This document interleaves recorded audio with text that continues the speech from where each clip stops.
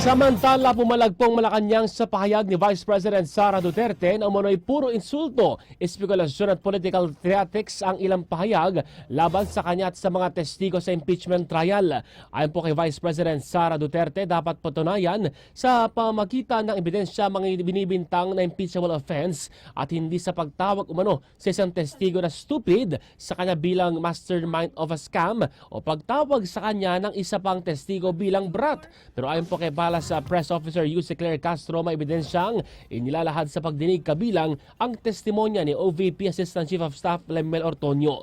Tinukoy po ni Castro ang testimonya na batay umano sa office order si VP Sara Duterte nag-aproba sa withdrawal at pagbabayad ng confidential funds noong 2022 at 2023. Dagdag pa po ng opisyal, kung ayaw umano ng Vice Presidente ng ad hominem attacks, dapat din itong magsimula sa paggamit ng mas magalang na pananalita.